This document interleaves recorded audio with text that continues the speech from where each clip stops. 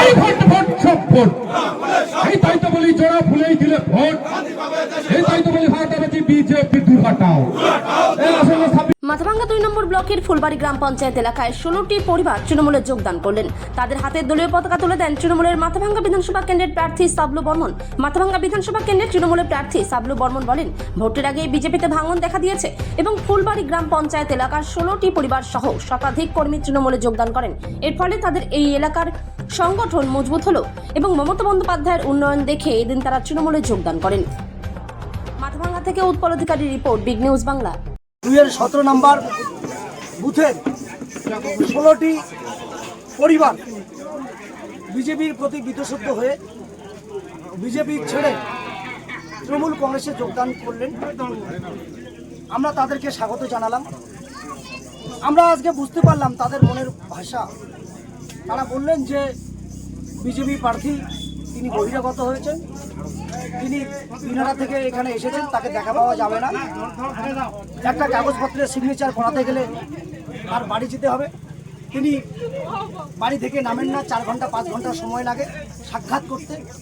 মানুষ বিতশব্দ হয়, মানুষ তাকে আর বিশ্বাস করছে না, বিজেপিকে আর বিশ্বাস করছে না মানুষ। তাই মমতা বন্দ্যোপাধ্যায় এবং অভিষেক বন্দ্যোপাধ্যায়ের কাছেই ফিরে আসছেন, আমাদের তৃণমূল কংগ্রেসেই যোগদান করছেন। ফুলবাড়ি খুব ভালো ফল হবে বলে আশা করছি। নবাগতদের আমি স্বাগত জানাই। নমস্কার। কি বলবেন? খুব ভালো, আপনারা দেখতে পাচ্ছেন জনজোয়ার। মানুষের কাছে করজোরে প্রার্থনা করেছি, ভোট প্রার্থনা করেছি আমাকে যাতে তারা আশীর্বাদ করে বিধানসভায় পাঠান, তৃণমূল কংগ্রেস যাতে জয়যুক্ত হয় সেই প্রার্থনাই করেছি। পাশের বুথেই তো নিশীথ প্রামাণিক সভা করলো। আমি সে ব্যাপারে কিছু বলবো না, লোকজন নেই, বাইরে থেকে লোক নিয়ে এসে 2-4 জন জমায়েত করে। লোক পাচ্ছে না, আপনারা সাংবাদিকরা তো দেখতে পাচ্ছেন।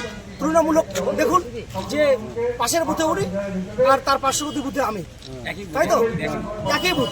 তাহলে কোথায় কেমন জনজোয়ার হয়েছে আপনারাই বিচার করুন। মানুষ গণদেবতা আমাদের পাশে আছে, মামাটি মানুষের সরকারের পাশে আছে, মুখ্যমন্ত্রী মমতা বন্দ্যোপাধ্যায়ের পাশে আছেন, অভিষেক বন্দ্যোপাধ্যায়ের পাশে আছেন। আমরা মানুষকে নতমস্তক প্রণাম করি।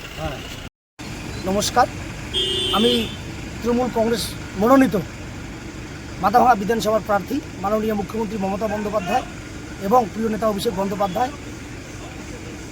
আমাদের দলের শীর্ষ নেতৃত্বরা আমাকে এই দায়িত্ব দিয়েছেন। আমি সর্বপ্রথমে তাদের স্বাগত জানাই।